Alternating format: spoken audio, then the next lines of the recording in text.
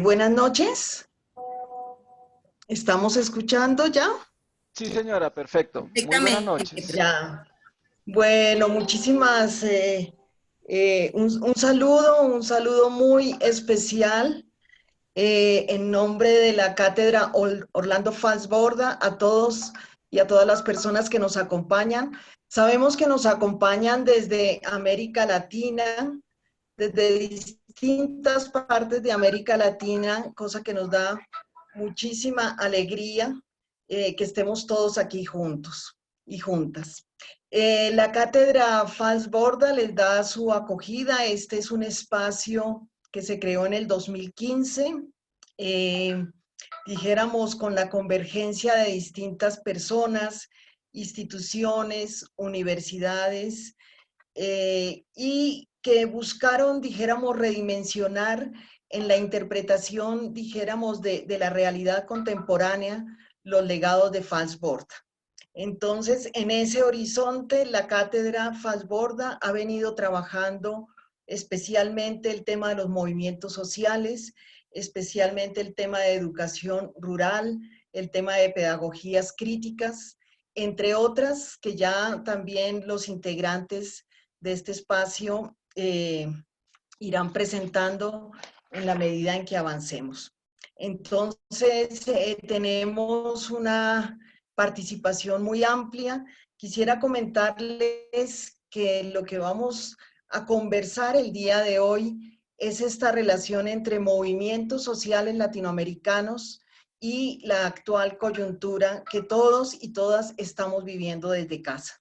Entonces, es una oportunidad, dijéramos, para que agudicemos la mirada, ese sentipensar al cual Fals Borda nos invitó permanentemente, para que demos una lectura, dijéramos, profunda y aguda, ¿no? Frente a un tema que tanto a fines del 2019 como inicios del 2020 era tan fuerte en toda América Latina y uno podría decir a nivel global. Y era toda esta expresión de los movimientos sociales. Entonces vamos dijéramos, a tener tres invitados que ya los presentaré en un conversatorio donde iremos intercalando con algo de poesía. Esperemos que entre también la música, ¿sí? A ver si se logra conectar la persona y bueno, y fluir, dijéramos, en este análisis tan importante. Dijéramos, bueno, nos acompañan eh, tres personas latinoamericanas, educadoras populares, pensadores críticos de una amplia trayectoria. En primer lugar está Roberto Elizalde. Está también con nosotros Fabián Cabaluz Ducase y Alfonso Torres por Colombia. Entonces tenemos la compañía de Roberto desde Argentina, Fabián, entiendo, desde Chile o chileno, y dijéramos algunos eh, componentes que hacen parte más como de su trayectoria, más que de la hoja de vida, una trayectoria muy vinculada a la educación popular, como les decía, al pensamiento crítico. Particularmente, Roberto es profesor e investigador de la Universidad de Buenos Aires, es director de la Red de Investigadores y Organizaciones Sociales de Latinoamérica. Es autor, dijéramos, de distintos libros en los cuales él ha venido trabajando el tema sobre trabajadores y educación para el caso de Argentina, Latinoamérica y Estados Unidos. Roberto, dijéramos, podríamos en cada intervención, podría yo presentar a nuestros acompañantes el día de hoy. No sé si Roberto está ya en este momento, nos acompaña. Bueno, sigo presentando entonces a Fabián. Fabián Cabaluz es profesor de historia, de geografía, y de Educación Cívica de la Universidad Metropolitana de Ciencias de la Educación. Es particularmente investigador del grupo de trabajo de Claxo, de Pedagogías Críticas Latinoamericanas, y docente e investigador de la Facultad de Pedagogía de la Universidad Académica de Humanismo Cristiano, educador popular e integrante del colectivo Diatriba y la Escuela Pública Comunitaria.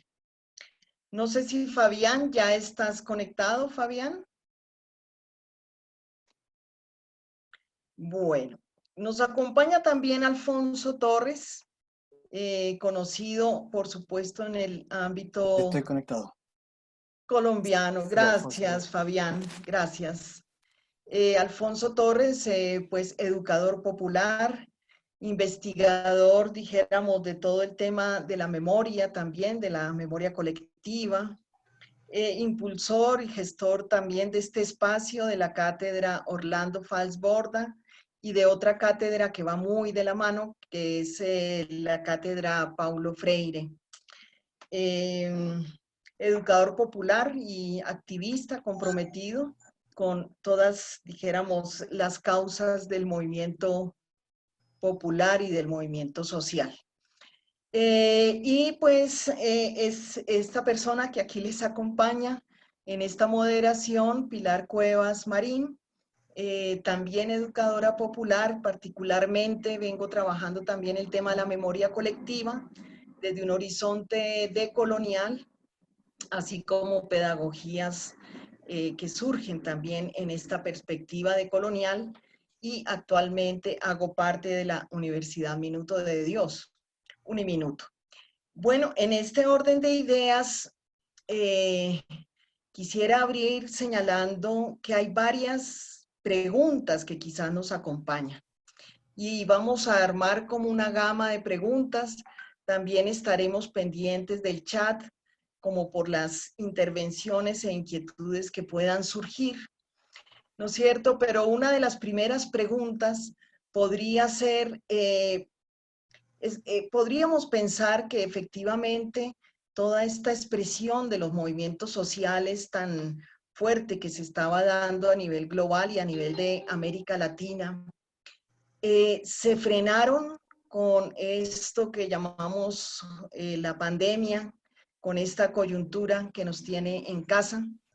Se frenaron, se silenciaron, o quizás podríamos pensar que tal vez lo que estamos asistiendo es efectivamente una crisis del modelo neoliberal, por lo menos de estos modelos de privatización que hacían parte o hacen parte de la protesta social en este momento tan fuerte en América Latina. Ahí estamos como en una encrucijada, por decirlo así. Esa es una pregunta que nos acompaña, que la lanzamos también en el espacio de la cátedra Falsborda, junto con otras inquietudes que iremos planteando poco a poco. Pero dijéramos, para dar paso, no sé si Fabián sería quien intervenga. Fabián, para dar paso entonces a Fabián, ambientando quizás con esa pregunta inicial también, ¿no? ¿Es un freno, es un silenciamiento, o quizás estamos viviendo más bien una redimensionando quizás las fuertes demandas que el movimiento social estaba promulgando, dijéramos, en América Latina? Entonces, Fabián, muchísimas gracias por acompañarnos, por estar en esta cátedra Orlando Falsborda. Buenas tardes, Fabián. Darle sonido a Fabián, por favor. Darle sonido a Fabián. Ya tiene sonido, Fabián. Mientras Fabián va conectando el sonido. Decirle que quite de pronto que mire sí, allá abajo y le quite Nuestra dinámica será una conversación de unos 15, 20 minutos por cada expositor, para ir, como les digo, tejiendo un poco entre todos eh, para ir tejiendo entre todos a partir de una presentación de unos 15 minutos por cada expositor, los principales como ideas que vayan saliendo. Listo, Fabián, creo que ya estás con el micrófono activo. Sí, sí, sí. Sí, sí. Muchas gracias, Pilar.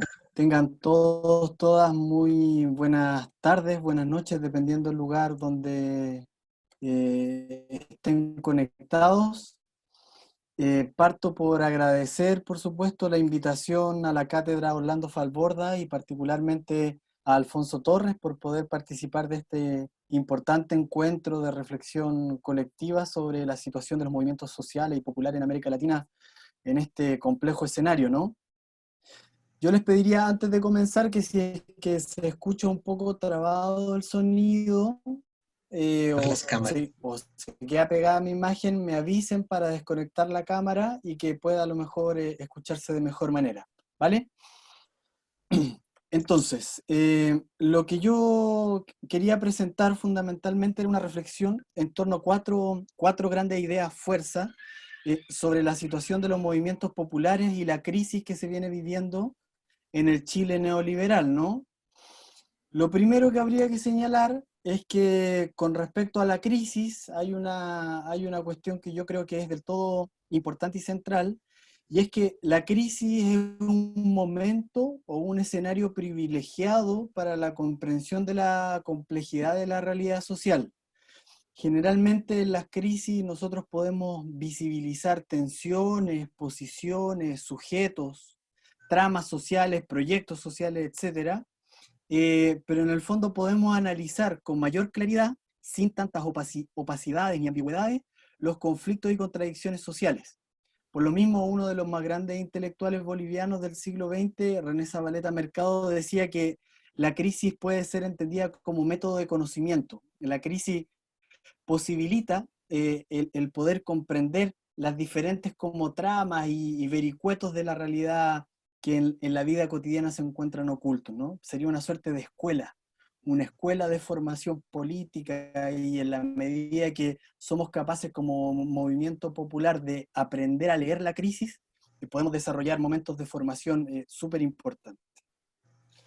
Lo segundo, y es que la crisis detonada en Chile, a partir del levantamiento, de las protestas, de las rebeliones iniciadas durante el mes de octubre del año 2019, ha develado al menos tres grandes cuestiones, ¿no? Lo primero, una suerte de cuestionamiento radical, popular, mayoritario y transversal a la mercantilización de las esferas fundamentales para la reproducción de la vida social.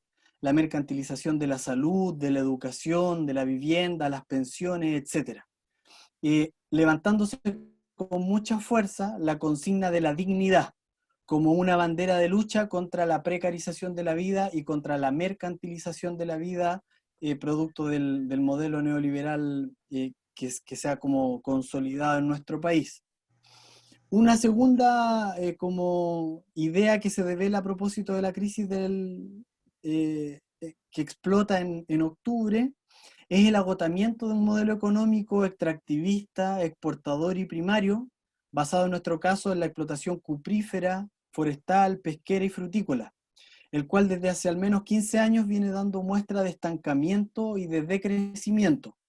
Dicho modelo, si bien permitió la acumulación de renta, no permitió aumentar la capacidad productiva y tecnológica de los territorios y además ha causado dramáticas consecuencias socioambientales, devastando y saqueando diferentes territorios del país.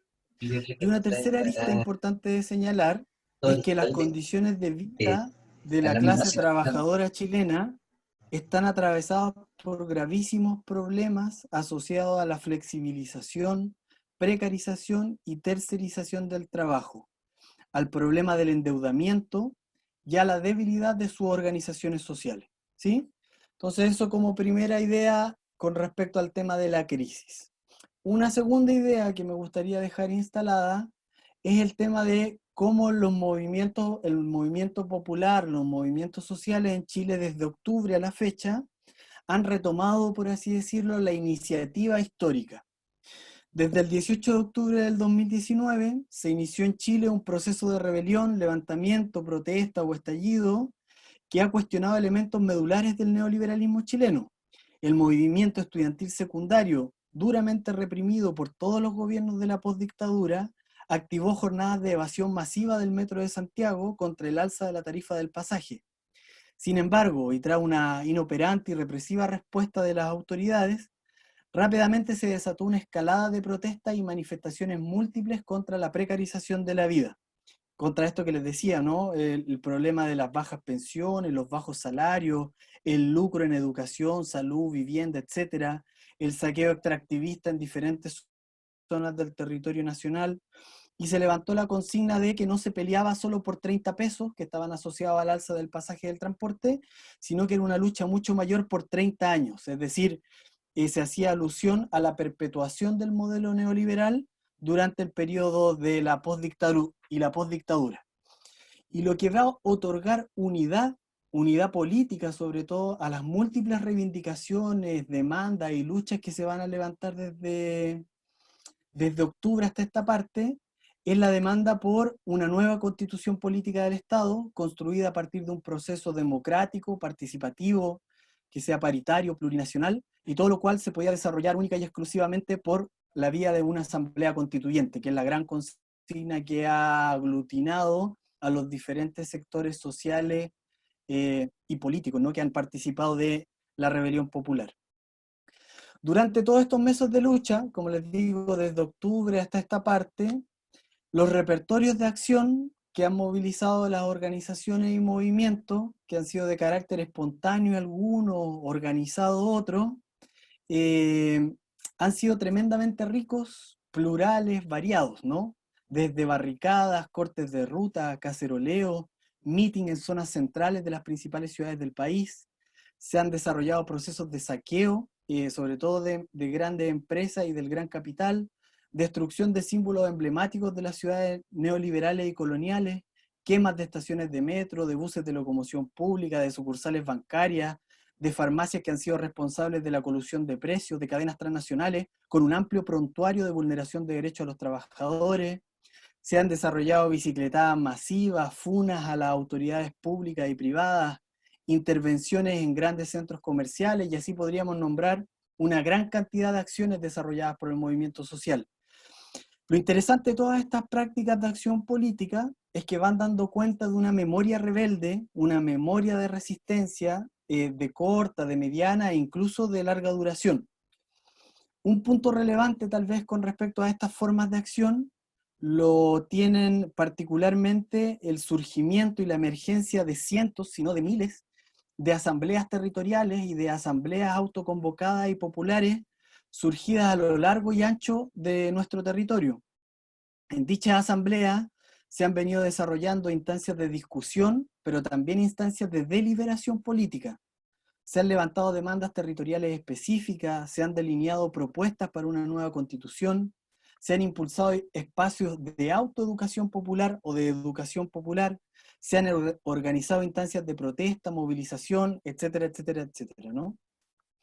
Y finalmente, para cerrar esta segunda idea del movimiento popular durante el periodo que va desde octubre hasta esta parte, es importante señalar que durante el mes de noviembre se desarrolló un hecho del todo relevante dentro del escenario político nacional, y es que el 12 y el 13 de noviembre se desarrolló una huelga general en el país, la cual, además de los enormes logros en lo que respecta a la paralización efectiva de las actividades productivas y comerciales, mostró una relevante articulación entre las fracciones de la clase trabajadora que estaba organizada en sindicatos y gremios y las fracciones de la clase trabajadora que desde la precarización y la flexibilización, llevaban meses participando y activando el fuego de la protesta popular.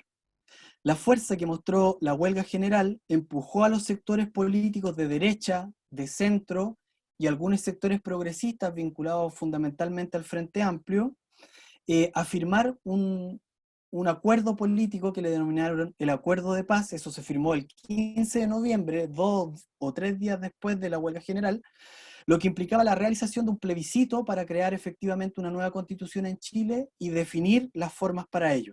Ese plebiscito inicialmente se agendó para el 26 de abril, pero por la crisis sanitaria se postergó hasta el mes de octubre de este año.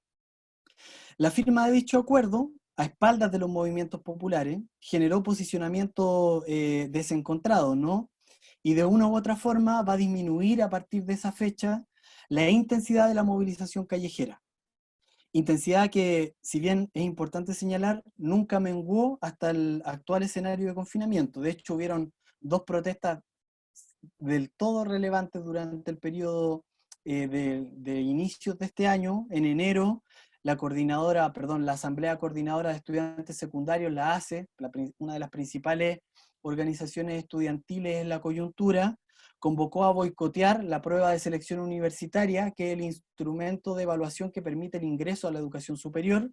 La boicotearon a nivel nacional, lo que generó, digamos, grandes discusiones a nivel nacional, y por otro lado se desarrolló la marcha a lo mejor más multitudinaria que se ha desarrollado un 8 de marzo en Chile, con millones y millones de mujeres en las calles y de disidencias sexuales, también luchando contra la precarización de la vida, ¿no?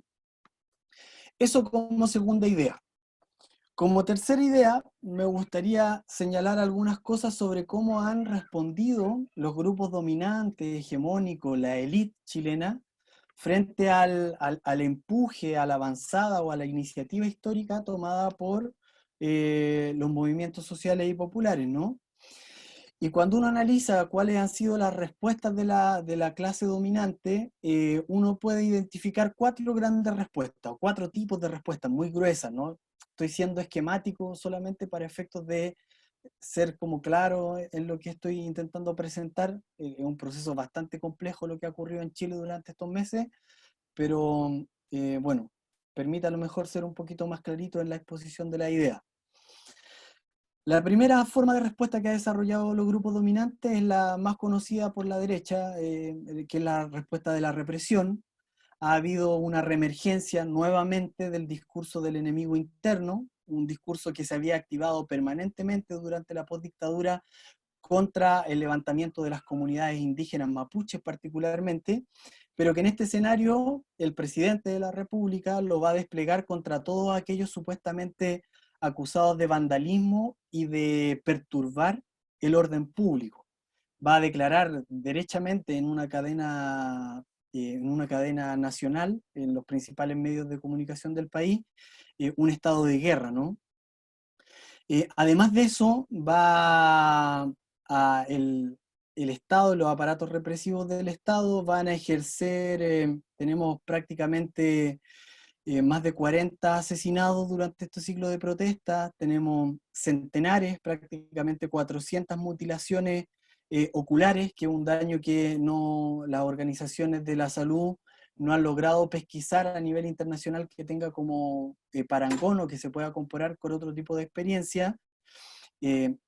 Como les digo, cientos de jóvenes han perdido un ojo o alguno de sus ojos, o han tenido daños severos producto de la represión estatal, denuncias permanentes de torturas, de detenciones arbitrarias, de abusos sexuales, y un número brutal de detenidos y de presos políticos, ¿no? Que fluctúa entre los 4.000, está llegando cerca de los 4.000 personas que están en este minuto y en este contexto, sobre todo de crisis sanitaria, privadas de libertad, por haber participado de las jornadas de protesta de octubre hasta la fecha.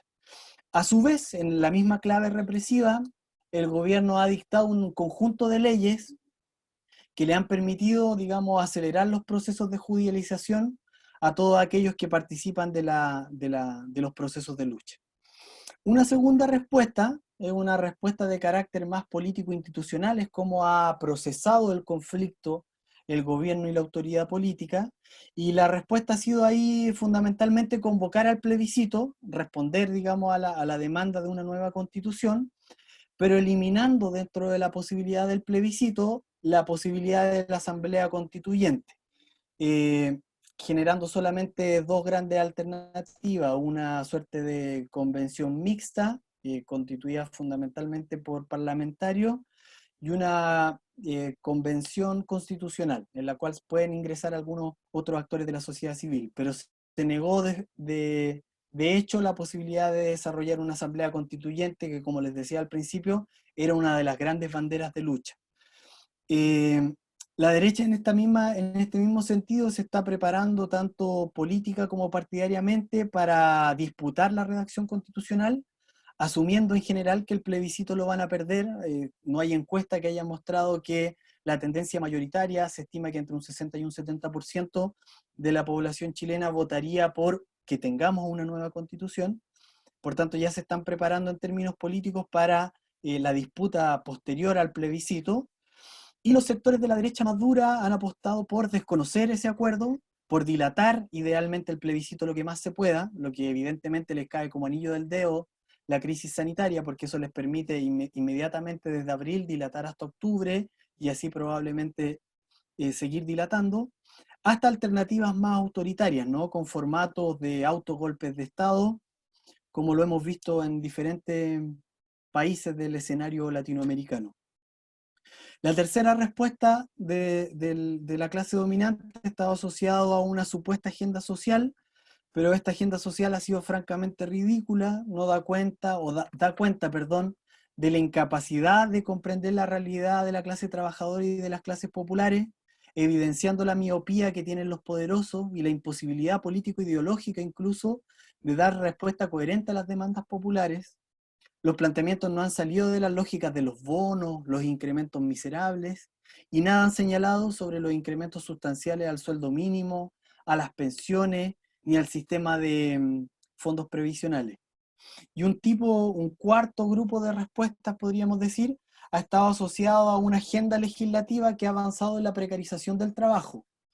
En esta línea se ha aprobado la ley de teletrabajo, que no asegura ni resguarda los tiempos de descanso, una ley de protección al empleo supuestamente, pero que transfiere los costos de la crisis a los trabajadores, ya que frente al no pago de su salario por parte del empleador, se les permite cubrirlo con su propio fondo de cesantía.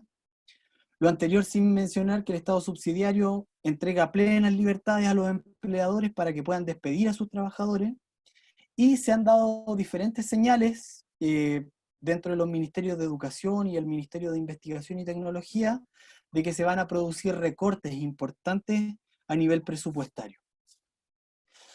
Eso como tercera idea. Y finalmente, como cuarta idea, y con esto cierro, espero ir respetando los tiempos que me asignaron los compañeros y las compañeras, yo creo que hay 4 grandes desafíos puestos sobre la mesa, ¿no? El primero de ellos es el desafío de ir recuperando la calle e ir avanzando en esa vieja pero reconocida alianza entre la movilización popular en la calle y la disputa política de las organizaciones de izquierda. Cuestión compleja de retejer, sobre todo cuando las ciudades, las principales ciudades del país, en el marco de la crisis sanitaria, se han militarizado, cuando el Estado ha creado instrumentos judiciales para reprimir, y cuando incluso dentro de las organizaciones populares prevalecen desconfianza y disputas, digamos, y disputas políticas de diferente como alcance, ¿no? Un segundo desafío pasa por asumir que el proceso constituyente que se está desarrollando en Chile, que está abierto, como les digo, desde octubre, allí se está jugando gran parte de las contradicciones de nuestra sociedad.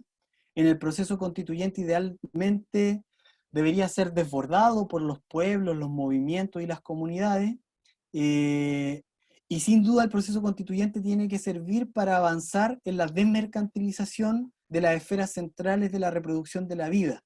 En este sentido es central sacar el lucro y las lógicas de acumulación capitalista de la educación, la salud, la vivienda, las pensiones. Eso es un paso relevante que debiésemos dar, pero también el garantizar derecho y reconocimiento a los pueblos y naciones indígenas, a las mujeres y las disidencias sexuales, frenar el saqueo, el despojo, las políticas extractivistas de los territorios y las comunidades, y así varios otros elementos, ¿no? En el fondo, la centralidad que tiene en términos políticos la disputa del proceso constituyente para los movimientos sociales en Chile. El tercer gran desafío es retomar la agenda de derechos humanos y avanzar en procesos judiciales, políticos e incluso populares contra todos aquellos responsables de los asesinatos, las torturas, los abusos y las violaciones sexuales, incluso las mutilaciones, avanzar en la liberación de cada uno de los presos de la revuelta popular. Lamentablemente se ha tenido que activar toda una red que venía trabajando desde el contexto de la dictadura cívico-militar, luchando contra la impunidad, por la verdad, la memoria y la justicia en el contexto de la transición. Todas esas redes se han debido como reactivar, refortalecer y como volver a tomar protagonismo en este escenario brutalmente represivo de lo que muchos han denominado como la dictadura neoliberal del presidente Sebastián Piñera. Y finalmente el cuarto desafío está asociado a estar muy consciente que hay peligros tremendos que acechan a la clase trabajadora, ¿no? Sobre todo en el marco de una crisis económica. Estos peligros encuentran a millones de trabajadores y trabajadoras con problemas de endeudamiento, con problemas de desempleo, problemas de desorganización y de condiciones de precariedad, ¿no? Lo que sin duda que es una señal preocupante. Lo avanzado durante estos meses de pandemia en lo que respecta a las cooperativas de abastecimiento, cooperativas de consumo y todas las prácticas creativas de solidaridad popular son más necesarias que nunca. Pero también es clave retomar la articulación entre la movilización y la lucha de los y las trabajadoras organizados sindical y gremialmente con aquellos sectores más precarizados y que carecen de organización. El mundo del trabajo, articulado internamente y en alianza con las organizaciones territoriales, como las asambleas territoriales que les nombraba hace un rato atrás, puede ser importante, puede dar un importante golpe de fuerza para que la crisis en el fondo no la terminen pagando los sectores populares y la clase trabajadora, ¿no? Como les digo, entonces una síntesis, lo que intenté presentarles es una síntesis muy apretada de lo que viene ocurriendo en Chile en términos de la crisis desde octubre hasta esta parte, porque el escenario chileno yo creo que tiene la complejidad de que superpone crisis, ¿no? Crisis política, social, económica, sanitaria. Estamos en un momento de superposición de crisis donde los movimientos sociales y populares sin duda que nos encontramos en una tremenda y gran encrucijada. Sí, yo hasta ahí me quedaría. Le agradezco el espacio y la posibilidad de comentar lo que está ocurriendo en estos lados, ¿no? Fabián, muchísimas gracias por tus aportes. Indudablemente pones sobre la mesa varios puntos muy importantes que muestran cómo el tema de la protesta social pues no es una coyuntura de corto plazo, sino por el contrario, de muy largo plazo. Creo que tú cuando nos señala esta invitación a pensar ese afianzamiento del modelo neoliberal, la mercantilización de la vida, que está aquí en juego como algo fundamental, y también las nuevas expresiones, dijéramos, de lo social, del movimiento social, que parece que es una reiteración, dijéramos, de expresiones distintas, creativas, novedosas en toda América Latina, es algo que no es algo de corto plazo, sino todo lo contrario, ¿no es cierto? Viene de una larga historia ya en América Latina. Entonces, sería importante para nuestra mesa seguir como preguntándonos cómo poner en diálogo esto con la actual coyuntura, como tú dices, sanitaria o de pandemia, cuando indudablemente lo que se viene mostrando en esta coyuntura es justamente el quiebre de lo público, del sistema de lo público a todos los niveles, ¿no? Que creo que ha sido una de las demandas tan fundamentales, ¿no es cierto?, de la protesta social.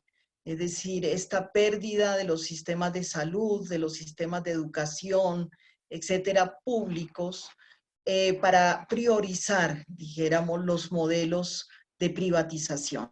Entonces, ¿cómo estas demandas entran o se agudizan con la coyuntura actual?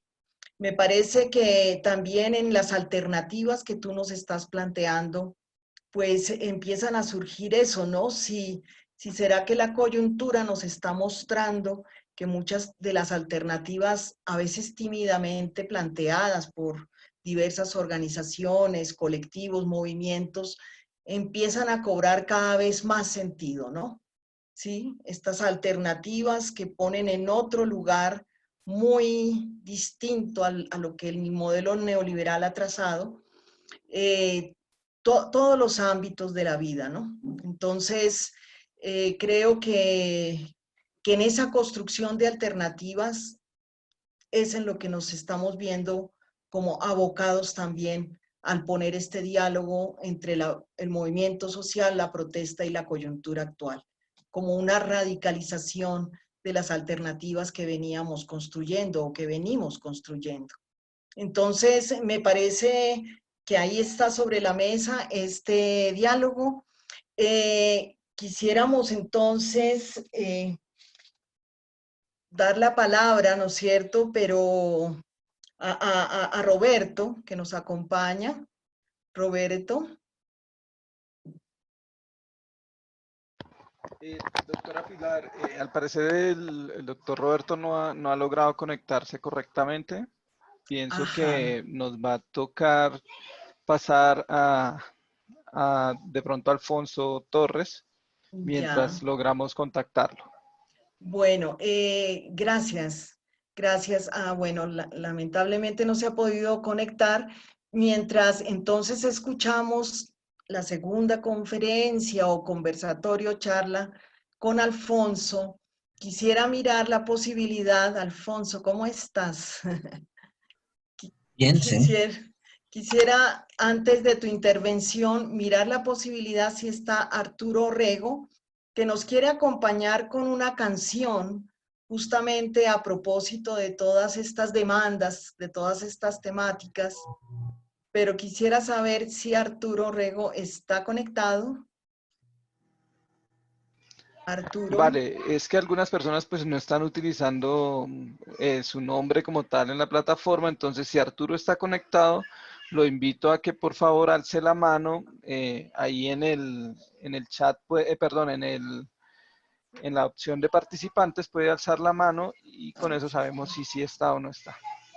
Ok, vamos a dar un chance a ver si está, si se logró conectar.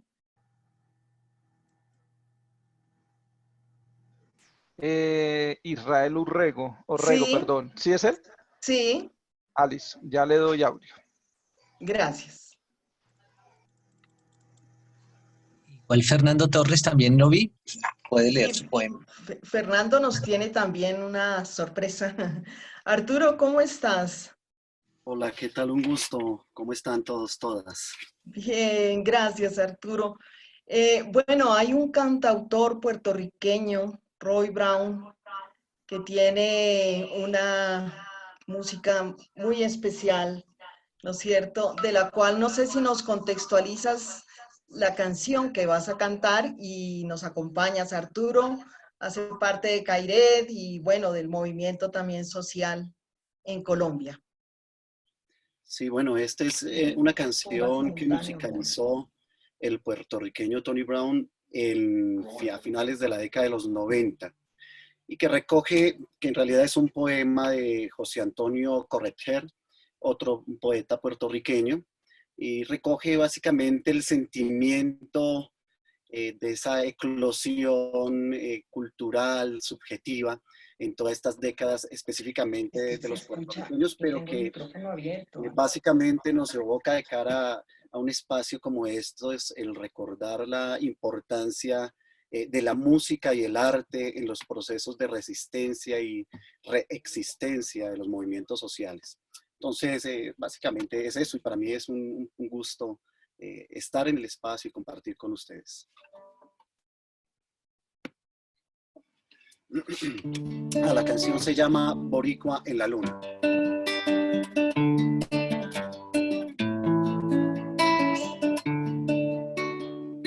Desde las ondas del mar, que son versos a su orilla, una mujer de Aguadilla vino a New York a cantar. Pero no solo a llorar, un largo llanto y morir, de ese llanto yo nací. Como la lluvia en una fiera, vivo en la larga espera de lograr lo que perdí.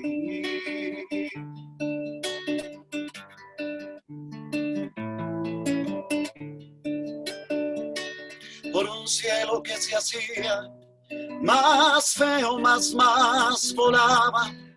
A Nueva York se acercaba un peón de las Marías.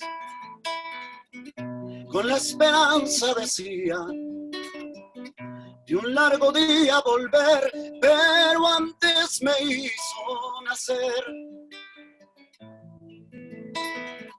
Y de tanto trabajar se quedó sin regresar. Reventó en un taller.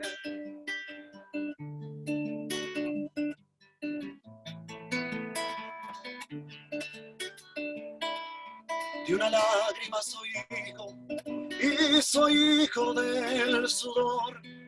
Fue mi abuelo único en mi regocijo, en aquel recuerdo fijo, en aquel cristal de llanto, como quimera en el canto de un Puerto Rico de ensueño. Y yo soy puertorriqueño sin nada, pero sin quebranto.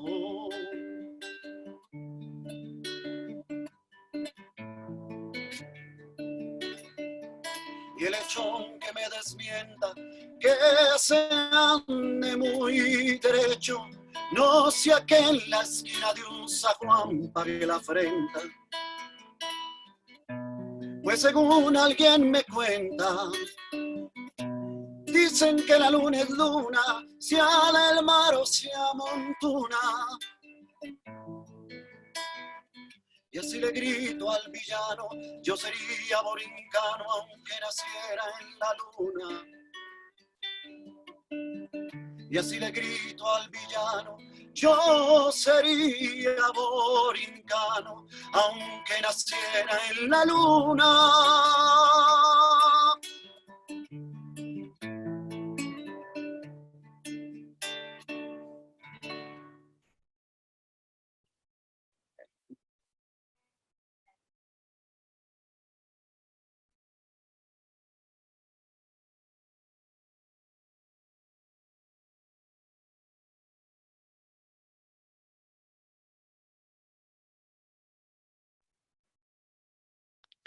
Arturo, muchas gracias por esta bella interpretación, por tu aporte también en esta cátedra Orlando Falsborda. Muchas gracias. Entonces, damos paso a Alfonso, también sobre esta relación entre movimientos sociales y la coyuntura actual. Alfonso, bienvenido. Micrófono.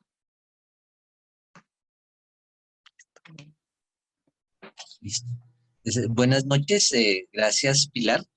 De una vez les cuento a los demás compañeros, como hubo tanta afluencia afortunadamente para esta invitación, el otro panelista, que es el profesor y amigo Roberto Elizalde, no alcanzó a estar entre los primeros, y entonces está ahí intentando, ya le están dando la ruta para ingresar de otra manera. Entonces por eso él mandó ya unas diapositivas, muy organizado.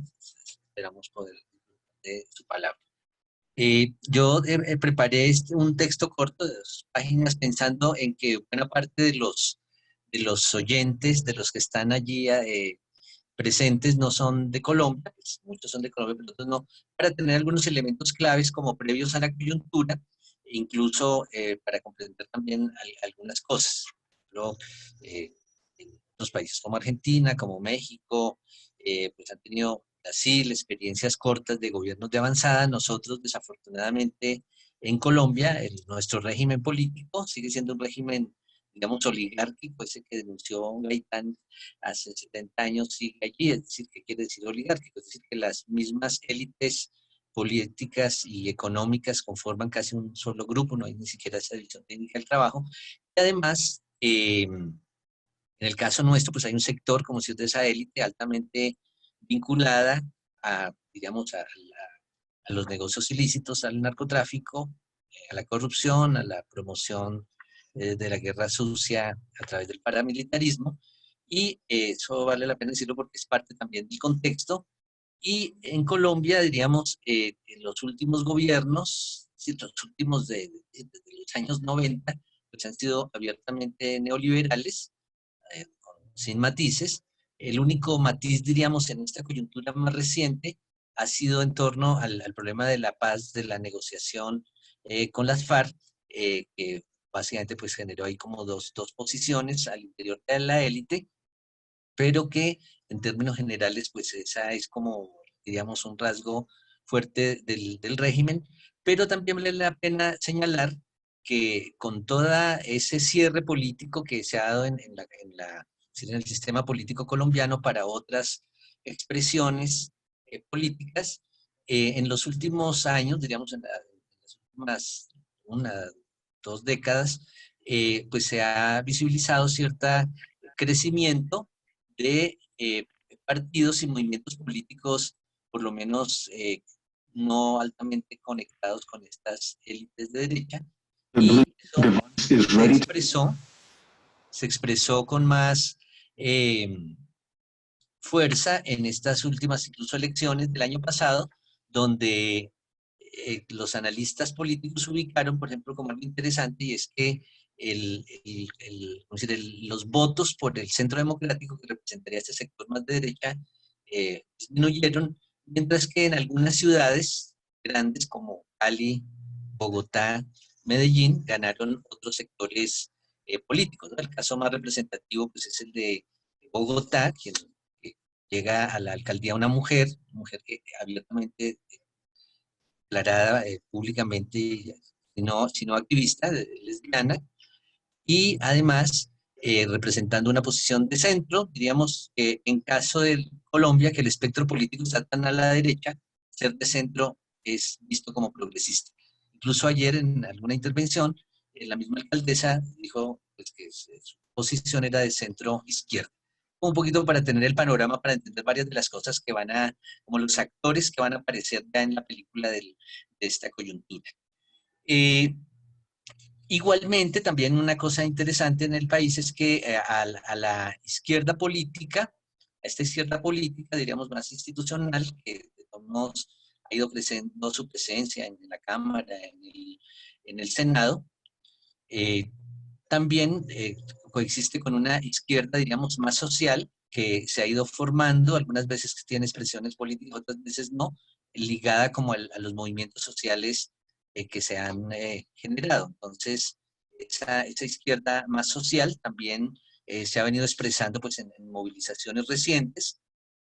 Ve, por ejemplo, en este último periodo, diríamos, más reciente,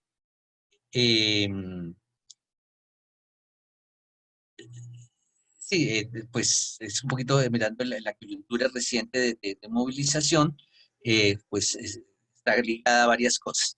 Una segunda cosa que quiero señalar es que tomamos en Colombia también, diríamos como que el movimiento de lo político es muy acelerado, o sea, en coyunturas, en un tiempo relativamente corto, o sea, en los últimos 5 años, 4 años, incluso Colombia ha habido como pequeñas y fugaces e intensas coyunturas políticas, por ejemplo, unas ligadas al año 2016, 17, 18, a todo el proceso de negociación entre las FARC y el gobierno, las expectativas de paz, el plebiscito, la pérdida del plebiscito, el nuevo acuerdo, su tímida implementación. Entonces, cualquier observador internacional podría decir, en la coyuntura de Colombia durante estos 5 o 10 años va a estar en torno a la construcción del proceso de la paz y todo.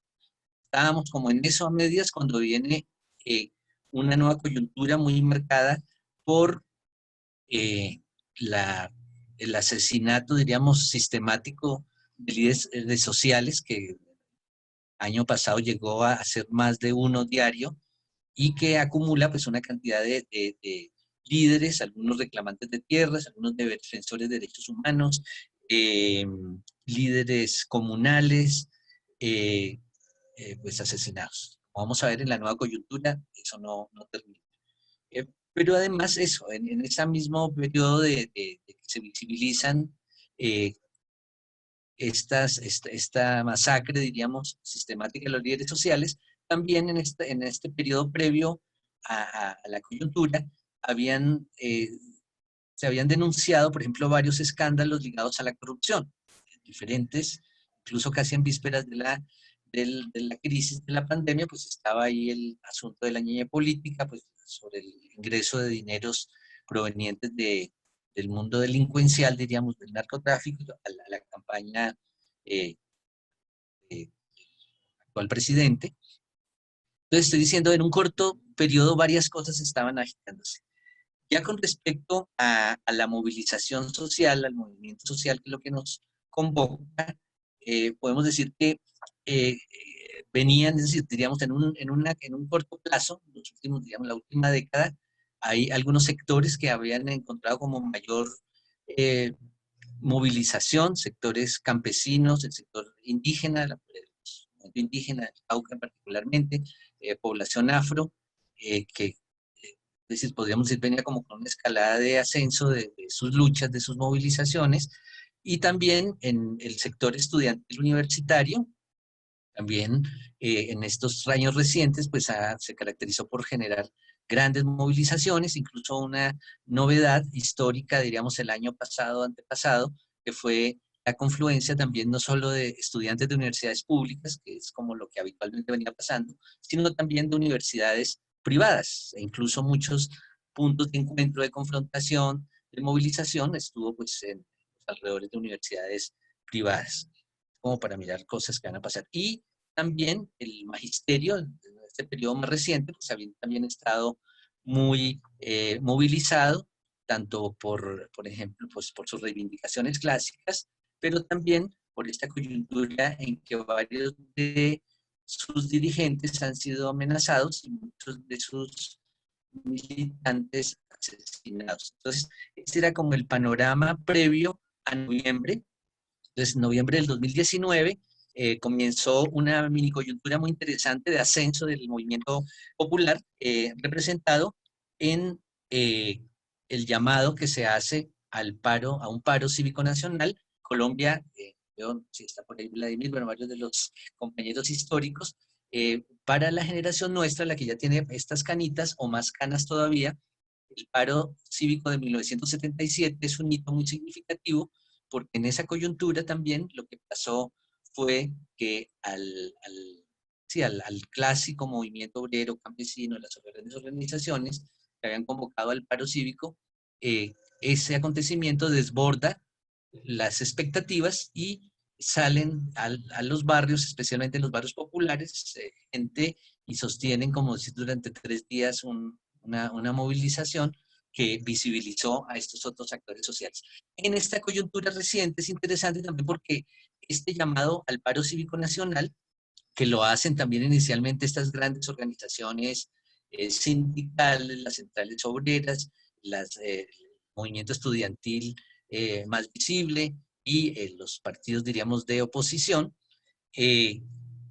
ya el mismo 21 de noviembre y en las movilizaciones siguientes, pues va a aparecer algo muy interesante. Es que además de los actores que habitualmente venían movilizándose, grandes centrales, bancos universitarios, culturales, más vinculados también con la izquierda institucional, también va a haber como una participación y una presencia en ese paro de organizaciones sociales más territoriales, de otras fuerzas políticas, de pronto que no estaban entre los grandes organizadores, y también es tal vez lo más clave, la presencia, diríamos, de actores sociales que antes no se habían movilizado. Entonces yo creo que lo más interesante en este paro de finales del año pasado y lo que llevábamos de es que entran a participar mujeres, señoras, habitantes de los barrios populares, pero también incluso de clases medias, que son los que van a sumarse a las marchas. Y también es clave, por eso lo que les estaba diciendo antes, cuáles son como, además de las consignas habituales sobre contra el gobierno, con las reivindicaciones clásicas de los diferentes movimientos sociales, aparece que estas personas, un poco incluso espontáneamente, pues están poniendo como en el dedo en la llaga en temas de corrupción, asesinato de líderes sociales, la defensa de la paz, de los acuerdos de paz, contra el ESMAD, la defensa de la educación superior, y en particular también muy abiertamente frente a la figura de Álvaro Uribe y su presidente, Duque. Es decir, es para ver un poco cómo ven el movimiento de lo social, pues las cosas son como impredecibles. En este caso era interesante porque se estaba ampliando la base social de movilización y también, precisamente también como expresando esa pluralidad de temas que precisamente para la manera clásica de entender los movimientos sociales pues era problemática para el mismo gobierno, especialmente porque cuando viene la posibilidad de sentarse a la mesa, pues salen centenares de demandas y el gobierno pues dice, no, no, no, así no se puede negociar. Pero para nosotros los analistas de los movimientos sociales pues es interesante porque ahí sería como una expresión también de que se suman una cantidad de demandas, de tensiones, de conflictos que estaban allí esperando también un camino de viabilidad. Y también otra cosa es que en esta movilización reciente, pues también se caracterizó como por una gran creatividad y versatilidad del repertorio de la acción colectiva en cuanto, además, pues de las clásicas movilizaciones, de las confrontaciones con el SMAT, va a haber como muchos escenarios también territoriales, o sea, por lo menos en la ciudad de Bogotá, simultáneamente la gente se movilizaba en varios lugares, también las expresiones, diríamos, estéticas, creativas, la música, incluso muchos cantantes, incluso del mundo, diríamos, como cultural, se sumaron en conciertos, hubo en algunos lugares de la ciudad, pues como programas diarios de presentaciones, entonces, lo mismo también, creo que también emulando la experiencia que había habido en Argentina, que ojalá nos iba a contar Roberto y que nos comentaba también Fabián, las asambleas, ¿no? No con tanta la magnitud tan grande como en Santiago, pero también se empiezan a generar asambleas locales o barriales, espacios de debate, fogatas, pues muchas actividades interesantes. Entonces, igualmente también la proliferación de estrategias comunicativas, muy creativas, muchos memes, muchas cosas que garantizan esa movilización. Ya al comienzo del año, podríamos decir, esa escalada de movilizaciones se suspendió en vísperas del periodo navideño. Afortunadamente en Chile no, siguieron siendo muy creativos e incluso en esos finales de año y comienzos siguieron. En Colombia sí hubo esa pausa, aquí seguramente muy cultural, y ya cuando en el año, este año, en enero, finales de enero incluso se convoca una reunión de los organizadores y participantes del paro, ahí empezó a vislumbrarse una afición, unas fisiones, digamos, contradicciones entre esos dos sectores inicialmente que les había hablado, o sea, como los sectores clásicos de movilización, las grandes organizaciones sindicales, las centrales, generalmente vinculados a los partidos de izquierda clásicos, diríamos, y estas otras fuerzas, diríamos, como emergentes, más territoriales, no necesariamente ligadas a estos partidos o de pronto a otros movimientos políticos más digamos, más de las organizaciones de base. Y por eso también, cuando hay una convocatoria, ya ahorita en vísperas de la pandemia, pues, se moviliza, bueno, hay dos, pero la movilización de todos modos no es la misma de la que se ve. Estábamos en esas cuando llega el COVID-19, las medidas de control sanitario, y lo primero un poco, podríamos decir, que llama la atención, es que esa fuerza, como decir, de ese movimiento del paro cívico, casi desaparece.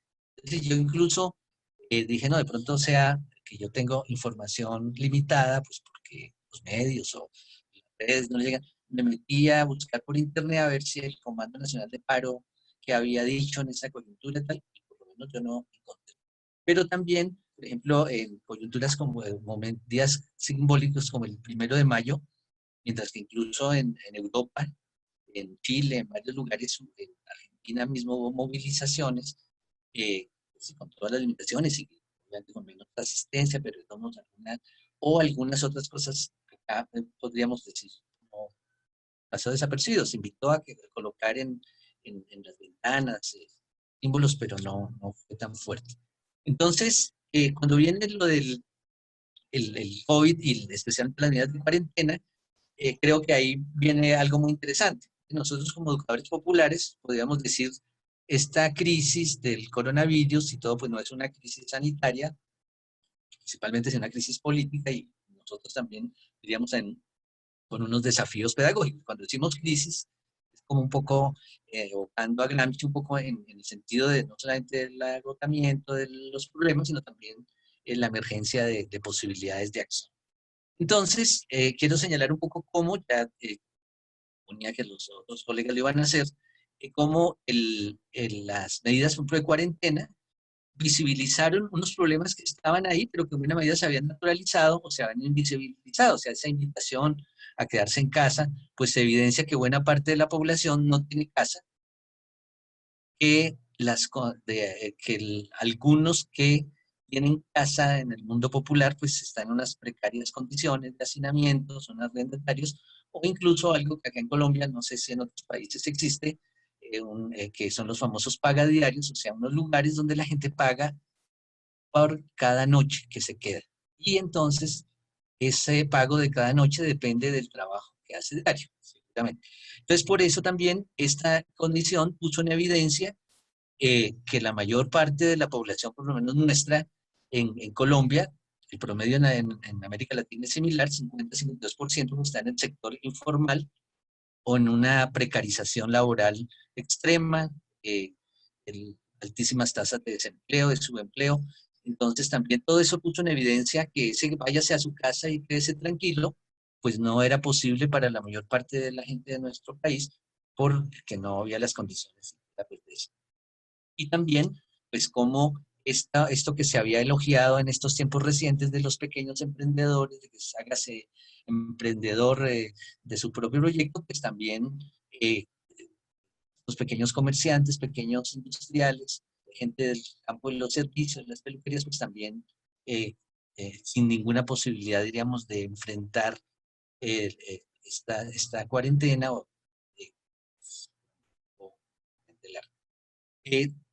también, diríamos,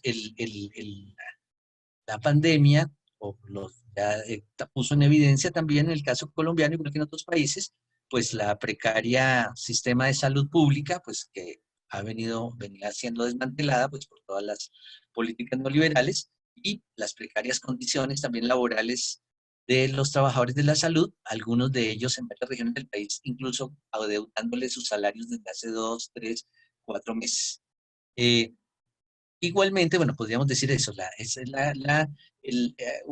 casi el coronavirus tuvo un toque, diríamos, pedagógico, o Aventura dice un poco de una pedagogía perversa, porque visibilizó una serie de injusticias, de inequidades que estaban ahí, pero que las hizo más latentes.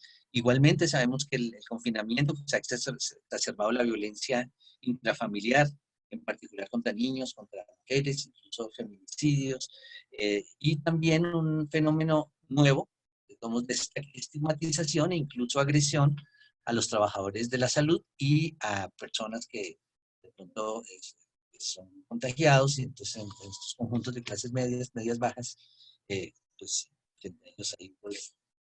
Y lo otro, pues desafortunadamente triste en Colombia es que de todos modos esta cuarentena no significó que cesara, por ejemplo, la violencia, la persecución y especialmente pues el asesinato de líderes sociales. En el Cauca, pues ya en este periodo más de 20 personas y igual los enfrentamientos entre los. Entonces, esto también nos ayuda un poco a mirar ya para finalizar cuáles son los sectores que se han movilizado. Entonces, decíamos un poco, para sorpresa, estos actores históricos de los grandes movimientos sociales no han sido los más activos, pero sí podríamos decir que el movimiento de lo social en una escala, diríamos, más micro, más territorial, pero que de todos modos es significativa porque la idea de movimiento social no solamente tiene que ver con las movilizaciones, sino también con estos procesos asociativos, con estas cosas menos visibles. Entonces, podríamos decir casi desde el segundo día ya de que se convoca la cuarentena, empiezan a haber expresiones de protesta, de movilizaciones, pues obviamente de las personas que inicialmente son más afectadas. Entonces, ya empieza a haber marchas de los vendedores ambulantes, de los sectores informales, de los trabajadores precarizados, de las personas que habitaban estos pagadiarios, de los migrantes venezolanos, que salen a las calles, generalmente céntricas, los alrededores y que de todos modos visibilizan eso. Muy pronto también empieza a haber movilizaciones en los sectores urbanos populares y en las zonas como de mayor pobreza, tanto obviamente ante la inminencia de la no acceso por falta de recursos a los alimentos y obviamente el hambre allí a una amenaza y a una presencia que además digamos, se exacerba a la gente porque pues obviamente tanto el presidente como las alcaldes locales pues anuncian ayudas, pero precisamente por unos problemas de precisamente los sistemas de información sobre la población necesitada, pero también por mecanismos pues, burocráticos de corrupción, pues no le llega a toda la gente y o llega una sola vez. Entonces, esto ha sido como algo muy interesante, que en las diferentes ciudades han habido pequeñas, digamos, micromovilizaciones, bloqueos de vías, enfrentamientos, incluso intentos de saqueos en varios lados. Hace como 2 días hablaba pues algún alto oficial de la policía y decía que más de 5.000 en el país, o sea que es un indicador de tomos interesante de esa movilización. Y también otras expresiones de tomos entre reclamo y protesta, como ha sido lo del trapo rojo. Comenzó hasta donde yo sé en Soacha, pero se ha ido extendiendo a varios barrios, a varias ciudades, y es que la gente pone en su ventana, en su puerta, un trapo rojo diciendo aquí hay hambre, y es como entre, pues, por favor ayúdenme, pero también expresando ahí un inconformismo. Y también ya ese símbolo del trapo rojo ha salido, han habido, por ejemplo, en esta semana reciente, unas marchas de los vendedores ambulantes exhibiendo el trapo rojo. Incluso en la zona cafetera, ayer antier, hubo unas marchas de pequeños comerciantes, de personas de pequeños negocios con unas banderas negras. Entonces, para mirar de todos este elemento, de todos simbólico, está allí presente en estas situaciones límites y en estas luchas, digamos, más bien reivindicativas. Y también, pues como lo saben los colombianos, porque también ha pasado en otros países, ha habido movilización de gente de las personas detenidas en las cárceles, sus familiares, pues porque en algunas de ellas, como Villavicencio, pero en casi todas, pues está el contagio alcanzando grandes magnitudes, y ante la promesa que hizo el gobierno de descarcelar a algunos, pues eso ha sido problemático. En segundo lugar, que quiero destacar, se han generalizado, especialmente allí donde habían procesos organizativos locales o hay algunas estrategias de solidaridad horizontal, pues más allá de estas campañas de los medios, de las donaciones de las grandes empresas, son procesos de organización en el que de pronto se construye la olla común, se busca solidaridad externa para de pronto entregar mercados, pero al mismo tiempo generar el encuentro. Me decía ahorita aquí una compañera que está también allí presente de Medellín, incluso organizándose para hacer el acompañamiento educativo a los niños. Hay varias iniciativas que incluso sería importante hacer ese inventario de los que están participando, que nos digan por el chat qué otras cosas están haciendo, pero me parece interesante, porque todos es ver que todos incluso en estas condiciones límite y de que incluso está prohibida la salida, pues, allí donde hay procesos organizativos que se generan. En Medellín, en Cali, en Bogotá, pues hay varias experiencias que no podría contar en detalle. Igualmente, y ya para terminar, yo valoraría que en esta coyuntura precisamente se han incrementado espacios como estos, muy concurridos, de reflexión, de debate, de denuncia de situaciones que se están presentando. Y creo que esto tomamos un valor para el movimiento social en general, en la medida en que podríamos decir esta posibilidad del encuentro, pero especialmente de verbalizar, de reflexionar, pues diríamos aumenta lo que en otras épocas se llamaba la masa crítica. O sea, yo sí creo que está aumentando como número de personas con esa sensibilidad en el caso de Colombia que venía dándose previa y que se expresó en el paro cívico nacional.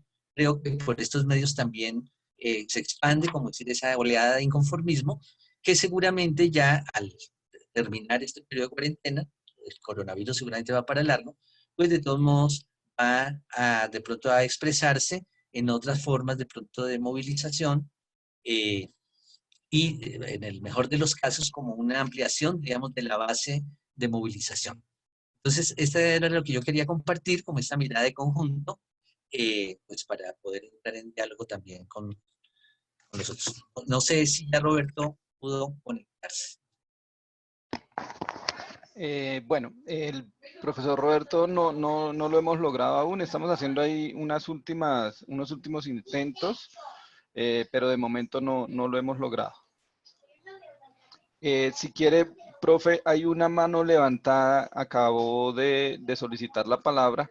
Vladimir Zavala. No sé si quiera de pronto que le demos la palabra en ese momento o esperamos hasta el final. Digo, pues mientras intentamos conectar al profesor Roberto. ¿Qué dice Pilar? Pilar está ahí. Sonido Pilar. Pues podríamos, así como Pilar nos ha compartido. Ya. Sí. ¿Qué opinas? Bueno, yo Sí. pensaba si viéramos, sí es importante ahorita empezar como a recoger algunos puntos de vista, intervenciones, pero no sé si seguimos avanzando de acuerdo como lo previsto con el programa y luego recogemos y tejemos algunas intervenciones, no sé si les parece.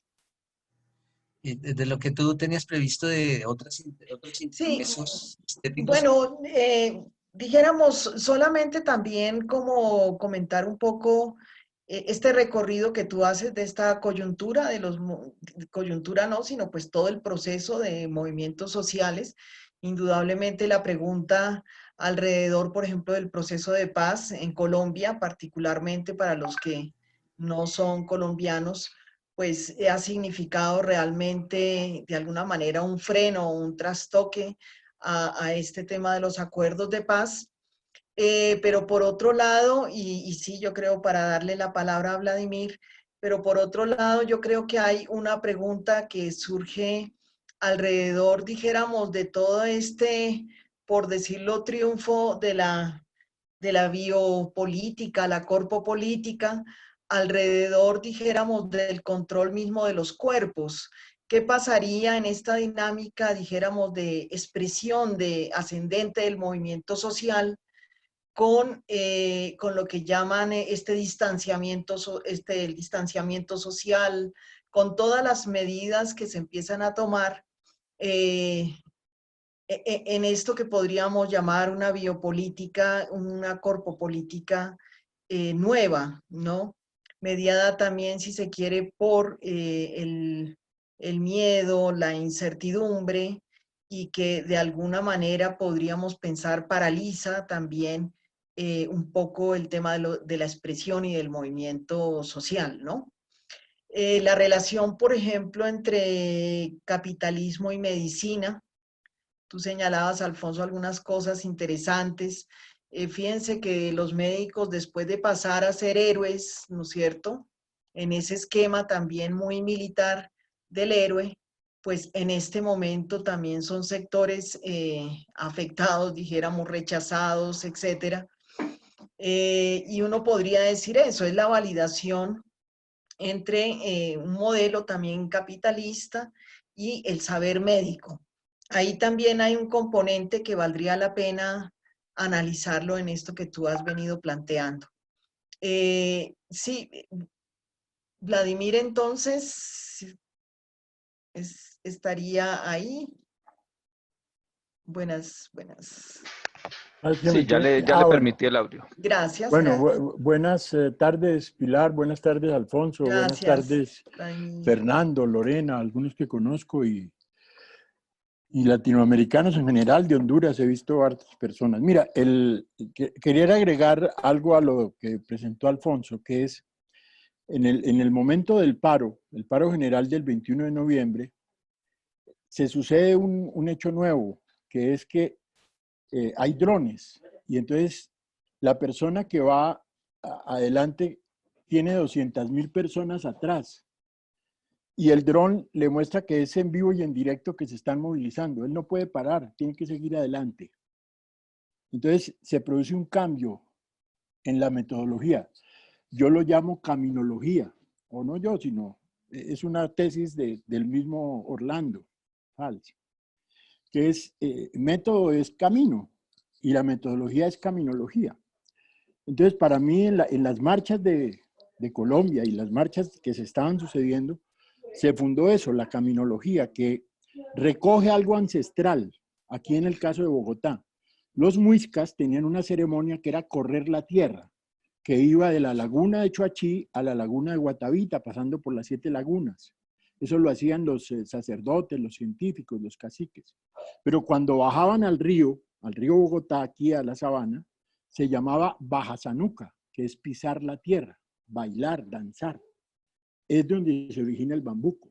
Entonces, lo que logró las marchas colombianas aquí en Bogotá es eso, volver a pisar la tierra. Cuando los artistas, que son absolutamente yoicos y son protagonistas y reciben la plata por eso, renuncian a hacer el acto en el Parque Simón Bolívar y lo hacen en las marchas con un carro en movimiento. Están diciendo, el protagonista eres tú, los protagonistas son las marchas. Ayer en Barranca, hoy en Barranca, están en un debate sobre el arte y presentan en Barranca Bermeja, la ciudad petrolera, la de la Unión Sindical Obrera, Ricardo Lara Parada, que era un dirigente de allí, del FAN, y fue del Ejército de Liberación Nacional, decía que si alguna vez ganábamos el poder, el himno nacional iba a ser la pollera colorada. Yo le dije, ¿pero por qué la pollera colorada? Esa es, ay, Soledad, con la pollera colorada. Porque es la mujer revolucionaria roja de Barranca Bermeja, que fue la ciudad que el 9 de abril se rebeló. Entonces, hoy están surgiendo toda una serie de tradiciones, como el sentipensar, que fue recogido por Orlando de los pescadores caribeños, que están surgiendo en este momento aparente de la quietud. Entonces, porque ya hubo caminología, porque es decir, hay un proceso donde el sentipensar se está desarrollando en los jóvenes, en los abuelos, y ese es un despertar lento. Un periodista ruso que vino a precisamente evaluar el paro, me decía, ustedes van a aportar mucho al planeta porque han estado reprimidos por el tema de la guerra interna. Y realmente hoy el proceso que se está dando, hoy, reuniones como esta hoy son pues miles y yo puedo decir millones en el planeta, pero aquí en Colombia están surgiendo nodos de comunidades de práctica política desde este tema de la virtualidad, ¿sí? Y todo eso es ese último pedazo que se dio en diciembre. Los movimientos sociales empiezan a pasar de esos niveles reivindicativos locales a unos procesos mucho más globales. Y ese es el momento en el que creo que estamos. Entonces, eso era lo que quería agregarle a lo que me pareció muy bien lo que presentó Alfonso, pero es pues un toque ahí de búsqueda que quería decir. Muchas gracias.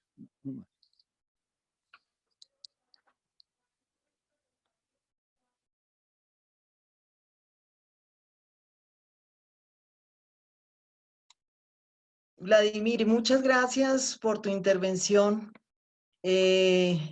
A propósito, también tenemos en ir recogiendo distintas expresiones, un poema, un escrito breve de Fernando Torres, que puede contribuir justamente a esto que venimos conversando, que va a ser como de los cuerpos, de esta corpopolítica que también viene silenciando paulatinamente los cuerpos de alguna manera, ¿no?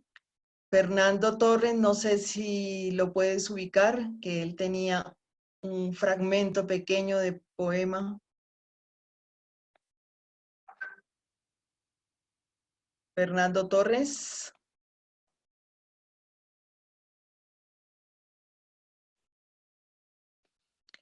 Mientras Fernando Torres se le puede ir ubicando, Voy a leer un pequeño fragmento entonces de justo una publicación que sacaron los zapatistas. Fernando. Bueno. Que por favor alce la mano, pues de pronto no está para poderlo identificar. Y también quería comentarte que el profesor Alfonso Sánchez también levantó la mano, pues solicitando la palabra. Ah, bueno, ya damos entonces la palabra. Entonces, dice así el texto, dijéramos, divulgado por los zapatistas. No solo tenemos una emergencia sanitaria, tenemos una emergencia climática, de escasez de agua, de refugiados víctimas de la guerra en Medio Oriente, del narcotráfico en Latinoamérica y refugiados ambientales por la destrucción de sus ecosistemas de vida. Tenemos un incremento exponencial de feminicidios en todos los continentes y una corrupción cada vez más descarada en todos los niveles del gobierno. Sembrar nuestros alimentos, organizarnos, recuperar la medicina natural, apoyarnos en la ciencia autónoma, crear escuelas, colegios y pluriversidades libres, encontrar grietas en las crisis y replantearnos el modo de vida colectiva es la tarea de los y las rebeldes en este momento. Bueno, este es un fragmento del comunicado zapatista que salió en estos días justamente. Gracias. ¿Hemos encontrado a Fernando o damos la palabra a Alfonso, decías tú?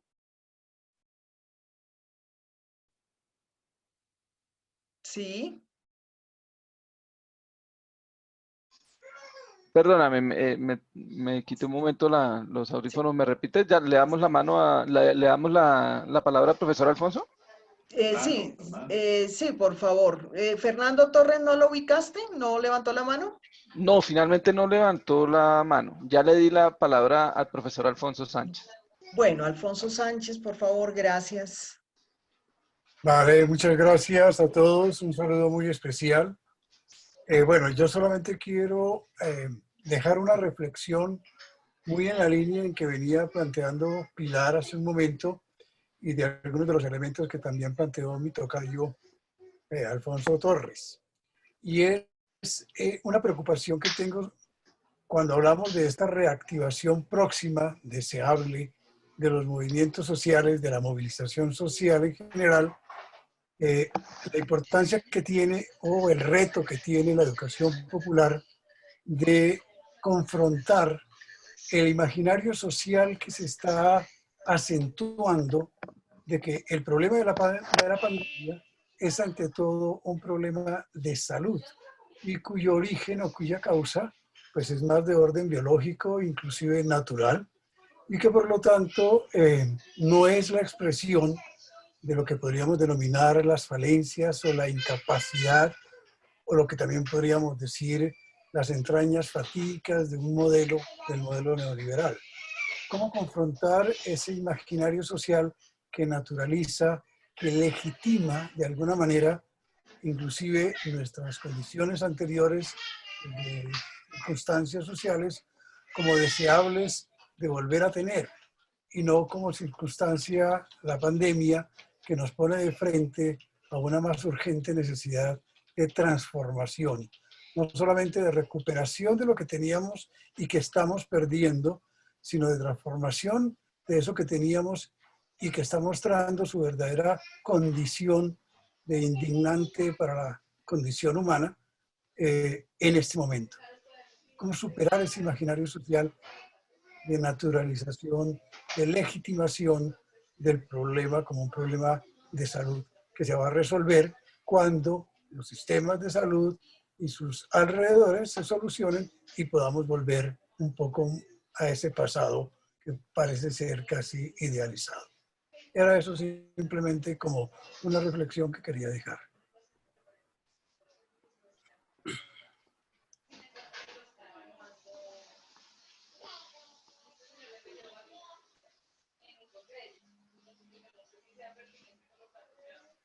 Fernando Torres está también para socializar su escrito, pero necesita activación de su micrófono. Mientras ello, les consulto a mis colegas de la cátedra Falsborda cómo procedemos para empezar, como dijéramos, a recoger algunas opiniones en este momento. Gina, Alfonso. Entonces vamos a entrar en un momento como de recoger un poco las distintas opiniones. Y ahí está Fernando Torres, para que le puedas dar la palabra. Ya la tengo. Ya ahí estás, Fer. Ya puedes hablar. Tres canastos. Tejo un canasto en mi pecho para guardar apretaditos el montón de abrazos que la pandemia me negó. Y desde ahí, muy juntitos, tejen los abrazos otro canasto para todos los besos que la pandemia me robó. Y sin que lo sospeche, besos y abrazos tejen otro canasto para poner enredaditos racimos de sueños que la pandemia no impidió.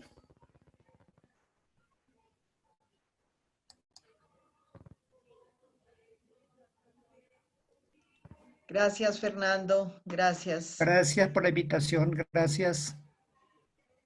Por ese bello escrito, bello poema. Entonces, bueno, recogemos, yo pensaría unas 3, 5 opiniones máximo que podamos, dijéramos, nutrir la mesa el día de hoy. Si quieren, pueden ir levantando la mano aquí a nuestro coordinador del micrófono. Pide la palabra Marta Benavides. Gracias.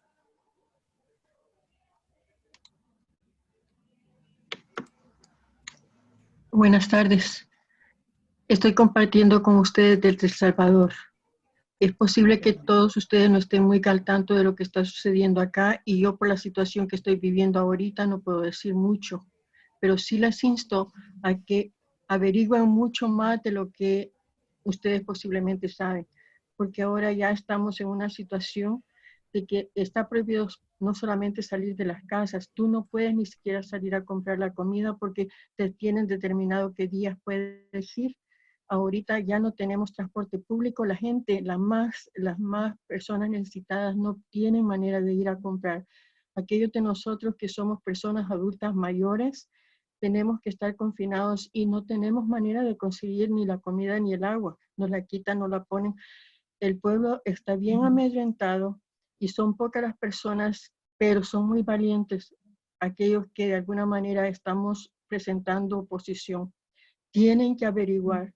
Miren, hasta entidades de Estados Unidos, que yo no estoy celebrando eso, pero para que llegue a ese nivel, gente del Senado y del Congreso de Estados Unidos han tenido que decir todo el peligro que representa hacia la democracia lo que está sucediendo en mi país. No sé cuánto tiempo vamos a estar vivos porque ahora ya puede entrar la policía, los militares y alguien de salud a nuestras casas y fumigan, hacen lo que ellos consideran que deben de hacer para ajustar estas situaciones y te toman la temperatura. Y si creen que estás en una situación ya de contagio, te llevan. Y ya nosotros los que estamos tratando de crear otras condiciones, sabemos que pueden llegar y nadie lo va a detener. Se sabe ya a nivel, por lo menos de la ONU, la ONU ha estado haciendo declaraciones sobre la situación de autoritarismo que está sucediendo en el país.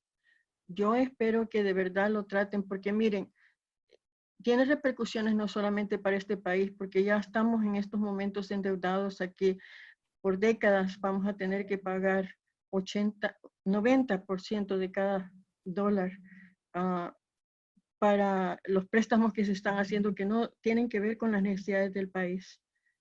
10 centavos de dólar para un pueblo que se ha mantenido, se le ha mantenido en la pobreza. La gente está bien amedrentada, no tienen agua, no tienen comida y tienen mucha aflicción de qué es lo que va a suceder en estos días, porque de aquí, desde esta mañana hasta casi fines del mes, no hay transporte público y la gente no puede ir a comprar si tuvieran el dinero, pero le van a dar una bolsa de comida.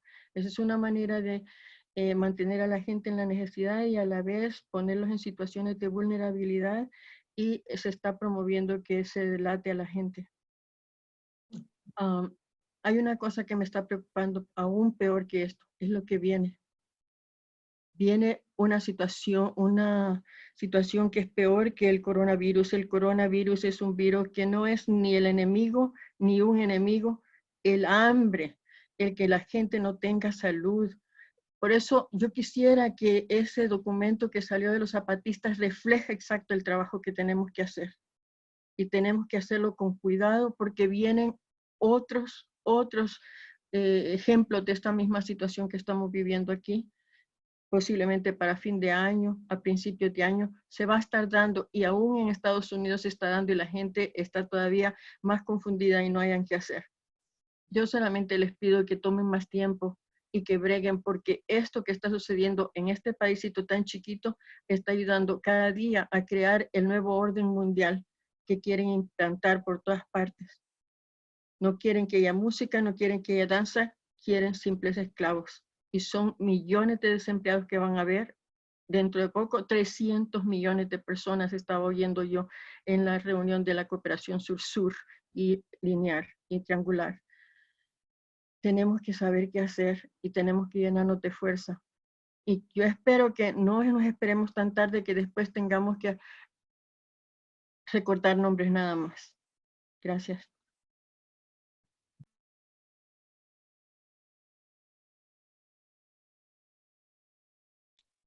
Marta, muchas gracias por tu reflexión, por la reflexión tan profunda a la que nos invitas en esta relación entre el autoritarismo que se viene implantando con las medidas que se están asumiendo. Muchas gracias por darnos a conocer lo que se está dando en Centroamérica y en Salvador. Sin duda, para seguirlo reflexionando, para seguir creando, dijéramos, alternativas, como decíamos, impulsadas a veces muy tímidamente, pero que hoy cobran especial sentido. ¿Alguien más quisiera participar en este momento? Dar su opinión, su punto de vista. Por favor, levantan la manita y yo les voy dando la palabra.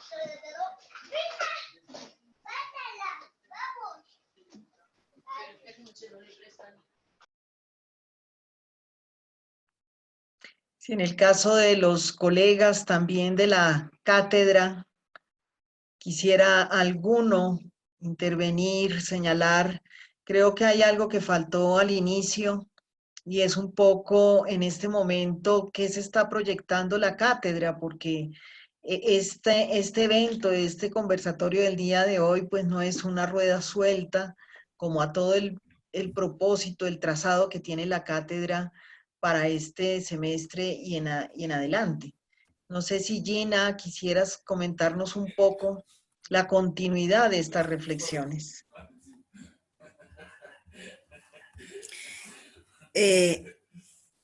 Los conciertos.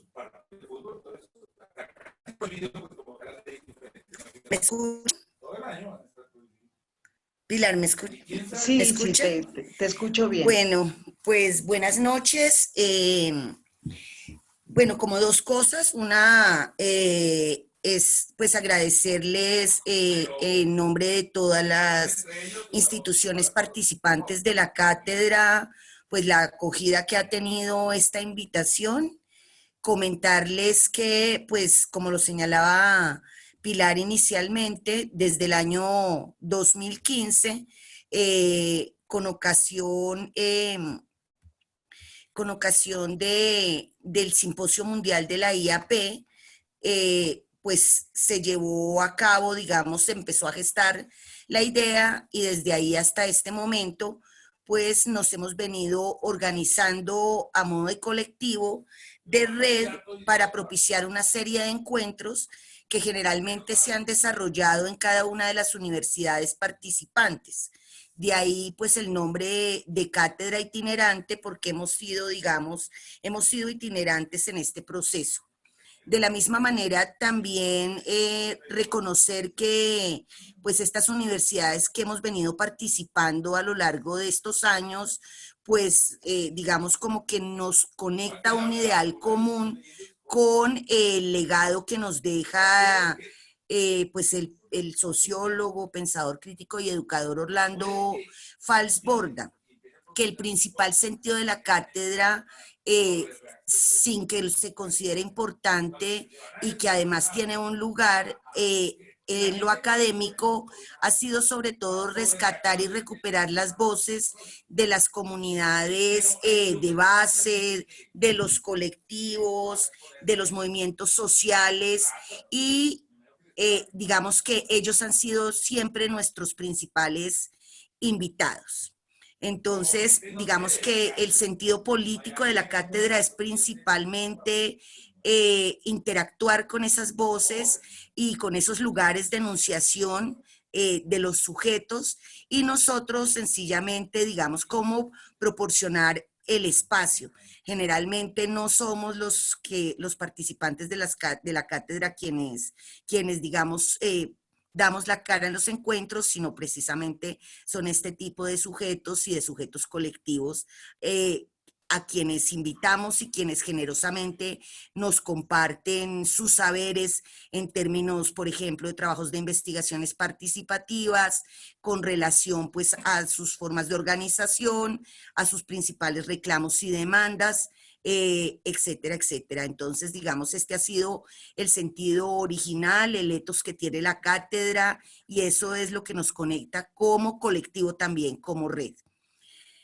De otro lado, pues, en coherencia pues con la sensibilidad a los contextos sociales y el compromiso desde los horizontes críticos y emancipadores, pues estas instituciones este semestre pensamos, para este primer semestre, pensamos en el tema de las movilizaciones sociales, pues teniendo en cuenta que el año pasado en América Latina, digamos, hubo una gran convulsión en ese sentido, hubo unas grandes reacciones y pues claro, aquí vale la pena notar ante esas grandes reacciones, pues de la misma manera, pues hay reacciones adversas, ¿sí? Que se responden y que la coyuntura ahora ha puesto de una manera, digamos, como más agresiva.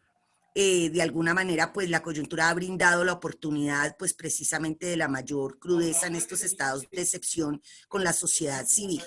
Por esa razón, entonces, estos encuentros de este semestre los denominamos movilizaciones sociales actuales en América Latina. Hemos tenido con este 2 encuentros. El primero fue en febrero y contamos con la participación de la Mesa Nacional de Educación Rural, un movimiento social con participación de la sociedad civil a nivel nacional. Existen al menos 13 mesas regionales desde donde participan maestros, maestras y diferentes instituciones escolares y donde se acoge de alguna manera la educación en un sentido amplio y no solamente, digamos, desde la institucionalizada, sino la educación propia, la educación popular y comunitaria. Este segundo encuentro, que pues precisamente, digamos, tuvo una resignificación por el tema los temas que ha provocado la pandemia y nos cuestionó acerca de la vigencia o reconfiguración de los movimientos sociales en América Latina. Entonces, y dadas principalmente pues las condiciones de aislamiento en la que estamos y que nos suscitó la inquietud acerca de qué formas de organización se están resignificando a través, digamos, de otras formas de comunicación, otras formas de relacionamiento y otras formas de pronunciación.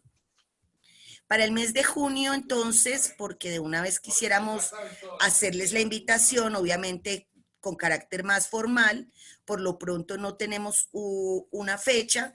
Vamos a trabajar, dado que pues somos varias, hay centros de investigación, pero también la mayoría son universidades. Vamos a mirar cómo se están dando los procesos de formación, qué tensiones ha generado, qué comportamientos, cómo se está generando esto desde las instituciones educativas en educación superior, y para ello entonces les estaremos haciendo llegar la invitación. De igual manera tendremos en cuenta pues que nuestros ponentes vengan desde estos mismos lugares, que nos hablen desde sus experiencias y reconozcamos en esta coyuntura pues todo esto que ha transitado por los cuerpos académicos y por los cuerpos de los sujetos, que hemos tenido que asumir nuevas posturas, que asumir diferentes dinámicas didácticas y cuestiones asociadas como a la participación en términos de la formación, dado las nuevas condiciones. Entonces, con estos anuncios, a estos anuncios solo le sumaría que lamentablemente, ya por cuestiones de tiempo, pues el profesor Roberto no logró conectarse, e intentamos que nos enviara un audio y hacer la presentación, pero luego pensamos que pues la verdad es que quisiéramos que nos acompañara, así que él sería quien abriría nuestro próximo encuentro. Y bueno, cordialmente invitados, mil y mil gracias por esa participación y esa asistencia tan nutrida. Y muchas gracias, Constanza, todas tus reflexiones, a quienes nos proporcionaron el placer de escuchar sus reflexiones también, pues muchísimas gracias. Y vamos a tener audio, entonces quienes estén interesados, con muchísimo gusto se los compartimos. Entonces, muchas gracias. Muchas gracias a ti, gracias. Bueno, no sé si ya no hay otra intervención, no sé si Alfonso, tú querías decir algo adicional. Y también hay una solicitud de palabra de Nayibe González, si quieren después del profe Alfonso. Abre que se dice participante. Vale, bien, entonces escuchamos a Nayibe, escuchamos a Alfonso y con ello vamos cerrando ya nuestra sesión del día de hoy. Nayibe. Buenas noches, ¿me escuchan bien? Sí, te escuchamos bien. Buenas noches. Bueno, les hablo desde Bucaramanga, Santander, en Colombia. Yo quisiera mencionar, me parecía súper interesante lo que mencionaba el profesor Alfonso Torres. ¿Por qué? Porque evidencia que pareciera que necesitamos estar alejados y alejadas, o estar en una supuesta quietud para poder ser conscientes de las problemáticas que pues interpelan la vida de todas y de todos. Entonces, pareciera que cuando ya estamos alejados y alejadas, logramos comprender qué es que la explotación sexual, qué es que la desigualdad social, qué es que la desigualdad sexual, qué es que la violencia de género ha estado latente, ha sido consciente en nuestra realidad colombiana, particularmente. Entonces, a mí me llama mucho también la atención ver cómo estas nuevas formas de acción colectiva que se vuelcan ahora a las redes sociales y demás, pues constituyen una reformulación o una nueva forma de ser de los movimientos. Entonces ahí vemos cómo ya no se trata de que los movimientos se vuelquen a estas luchas populares territoriales, a estas luchas de organizaciones de base, sino que son estas las que tienen que atraer a los movimientos, ¿sí? Porque, por ejemplo, lo que sucede acá en Santander, nosotras desde la expresión del movimiento de mujeres, que hemos intentado mantenernos consolidadas, que hemos intentado mantenernos articuladas, es que es una situación compleja, porque los diferentes colectivos, las diferentes organizaciones desde sus trasegares, a veces olvidamos esta necesidad de consolidación, esta necesidad de colectividad, y empezamos a realizar pues acciones aisladas y demás, y se fractura de cierta manera el movimiento. Entonces, nosotras acá hemos intentado hacer todo un proceso de incidencia ahorita en los planes de desarrollo, y vemos cómo esta coyuntura no solamente condiciona condiciona la acción colectiva, sino que además condiciona la incidencia y la participación política, ¿sí? Porque estos encuentros, por ejemplo, para los planes de desarrollo han limitado de manera impresionante, pues también por estas cuestiones estructurales que mencionamos, la participación de diferentes sectores de la población. Han quedado excluidas totalmente las mujeres rurales, los hombres rurales, han quedado excluidas totalmente las mujeres que se han dedicado, pues, o que han tenido que dedicarse a la prostitución y demás. Y desde el esfuerzo que nosotras hemos hecho como movimiento de mujeres, como expresión del movimiento de mujeres en Santander, vemos que la lucha es ardua, que la lucha es continua y que necesitamos evidentemente reformular esta forma de llegarle a la gente, esta forma también de que la gente sea consciente de nuestro accionar y del accionar pues de las diferentes organizaciones. Y pues esa era como la inquietud, ver que necesitamos efectivamente este sentir colectivo que se avive, que se incendie nuevamente y volcarnos. Ya no podemos a las calles, pero sí esperar la oportunidad y reconfigurar nuestras formas de accionar mediante las redes o mediante diferentes formas, pensando en este futuro probable donde podamos salir a las calles nuevamente y tomárnoslas. Nayibe, gracias. Gracias. Entonces, Alfonso, si quieres cerrar. Micrófono, micrófono.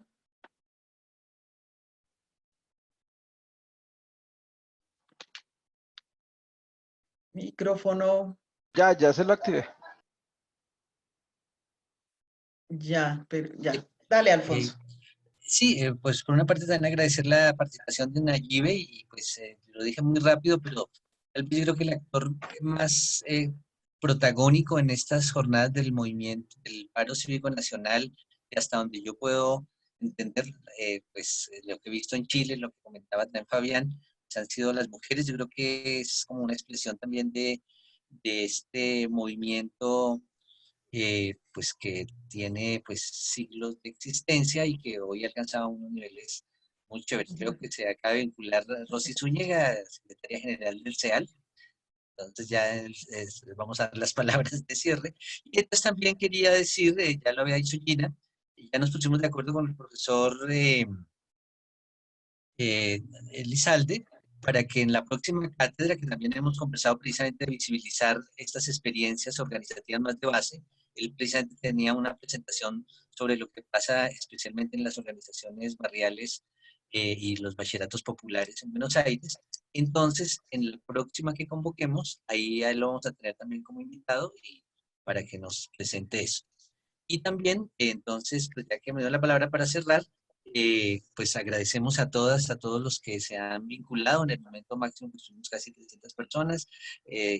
Bueno, los que se vincularon, insistieron y se vincularon en el último minuto.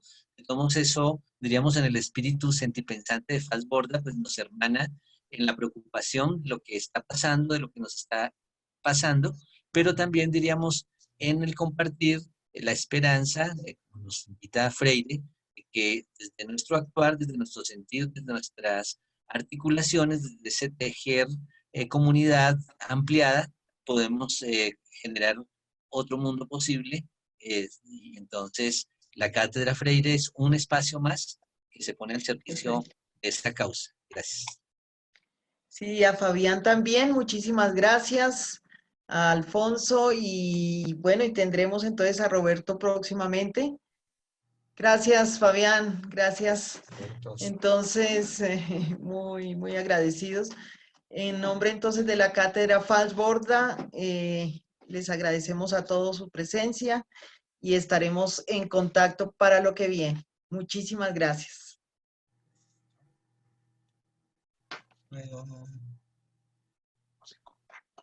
Chao. Chao, Fabián, muchas gracias. Chao.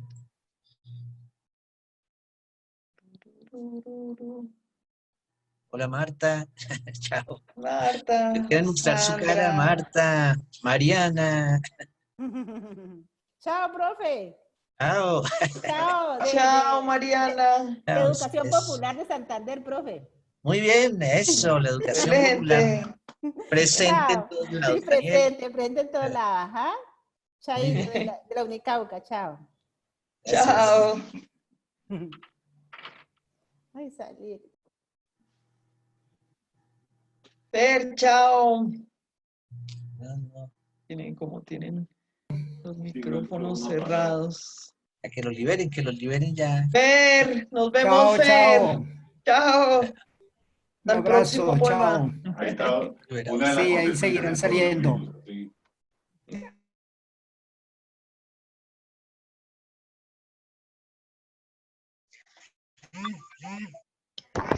Ya los Muchas gracias y que dejé estén muy liberados. bien. Ya los micrófonos están liberados por si quieren despedirse. Muchas gracias por todo. Hasta luego. Ingrid.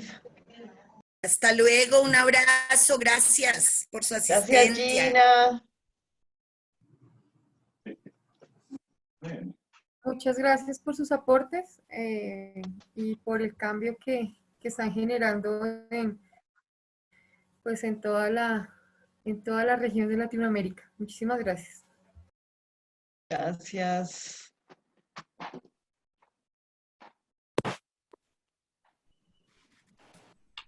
Hola, hola. Buenas noches, muchas gracias. Bueno, Buenas Fabi. noches. Se podría entender como un repertorio de acción, ¿no? Sí, sí. La principal motivación es el sentipensamiento, es decir, pensar para actuar, ¿sí? En la acción, desde una postura crítica, pero dirigida a la acción. Sí, totalmente de acuerdo. Muchas gracias por los espacios que brindan. Me sirve mucho porque estoy haciendo el trabajo de grado precisamente enfocado a los movimientos sociales en el marco de la pandemia. Ah, listo. Wow, qué bueno. Sí, quedan muchas dudas de lo que va a pasar ahora. Sí. Pero bueno, vamos a ver qué sucede.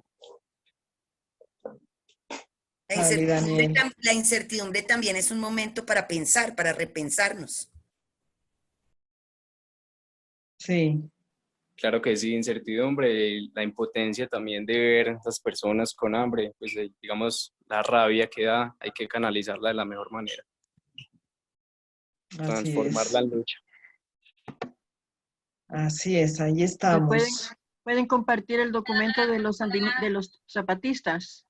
Ah, claro que sí, ese Sería circuló bueno. por las redes, con todo gusto, miramos cómo se difunde. Bueno. Bueno. Enviamos información, gracias, Pai. Bueno. Mis colegas de la cátedra, Falsborda, entonces, hasta luego, Gina, Alfonso. Hasta luego, Pilar, divina, muchas gracias. Divina. Nos vemos, Gina. Gracias a Hasta luego. ustedes por el espacio. Hasta luego a Muchas todos. gracias. Hasta luego. Muchas gracias, espero. Mil gracias por tu apoyo. Valiosísimo, fundamental. Con todo el amor y el cariño. Me conecté muy tarde, espero poder volver a participar. Hasta luego, buenas noches. Claro que sí. En la próxima. ¿Cuándo va a ser la próxima? Creo que junio, ¿no? Junio. Sí, en junio no hemos definido la fecha, pero en junio muy seguramente para la segunda semana de junio. Uy, no es mucho tiempo, pero igual los voy a estar esperando. Ok. Hasta luego. Claro que sí. Hacernos extrañar. Sí, claro. Gracias. Desde Engativá, Bogotá, hasta luego. Firmes con lo popular. Así es.